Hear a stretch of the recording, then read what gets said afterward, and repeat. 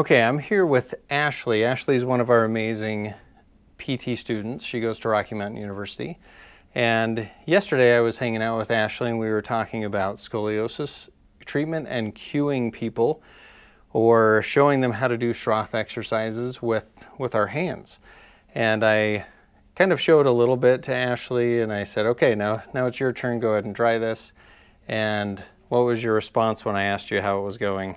I had no idea what was going on. She had no idea what was going on. And that's not on Ashley, that's on me. I had not taught her well enough how to use what we call tactile cues to get the response that we want to get with our scoliosis patients. So I want to go through a couple of tips on how to do that better with, if you're a PT that works with scoliosis, a Schroth therapist, or if you're just a parent trying to help your child at home to do their exercises better. So I want to show a few things on Ashley, how we want to use tactile cueing to show how to get the result from the Schroth Method exercises. So let's get into it.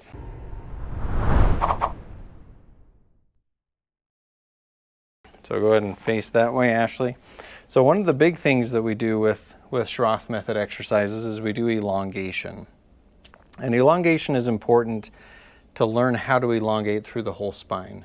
So one of the big things is when I have someone try and elongate without cueing them and teaching them how to do that, a lot of times what happens is we get a lot of shoulder shrugging. They elongate at the shoulders. Go ahead and show us that, Ashley. Perfect. So that's what we don't want. We don't really want shrugging of the shoulders. We want elongation through the trunk. So if we're looking at how to do that with your hands, I'd like to find the top of the pelvis, which is right there on Ashley. And then I'm going to have her breathe in and I'm going to cue her by holding onto her bottom ribs and pulling those ribs away from her pelvis. So I'm not cranking into it. I mean, this isn't painful in any way, right? But she knows what I want her to do. So I'm pulling up a little bit like a bucket handle to try and expand the ribs. And I'm doing that with her breathing. So I'm feeling her breathe and I'm trying to cue what I want to happen with that breath. So go ahead and put your hands on your shoulders here, Ashley. Perfect. So as we elongate upward, we're breathing and expanding and opening, and the elbows pushing out to the sides, head going tall. So each cue that I'm giving with my hands, I want a specific result with. So as we're elongating up like that. Good. So go ahead and relax. We've done elongation where we're holding on and cueing the ribs, pulling away from the pelvis. Now, one thing that most people have a struggle with is breathing asymmetrically.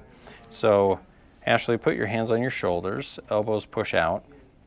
And what we're trying to do, let's say Ashley had a right concavity. So she has a left lumbar curve and she has a concavity on this right side. How do we get her to breathe and expand that concavity on the right side?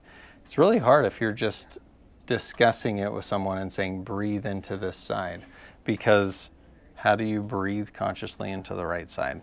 So cueing with your hands is really helpful. A lot of times I'll just push a little bit into that side, have her breathe nice and deep, and just follow her. She breathes in, trying to give her a little bit of a cue that that's where I want that to expand.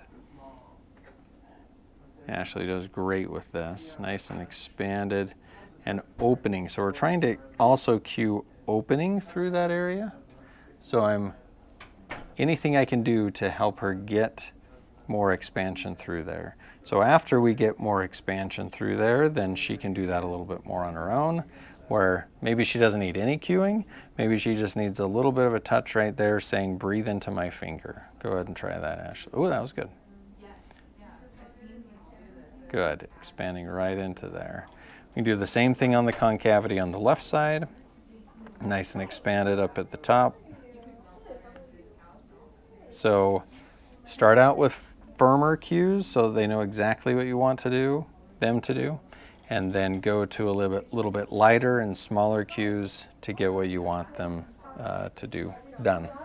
All right, so hopefully that's helpful in describing how we use cues to cue scoliosis correction exercise. Comment below, let me know what you think, and if you have any questions, and good luck with your Schroth exercises. Thanks, Ashley.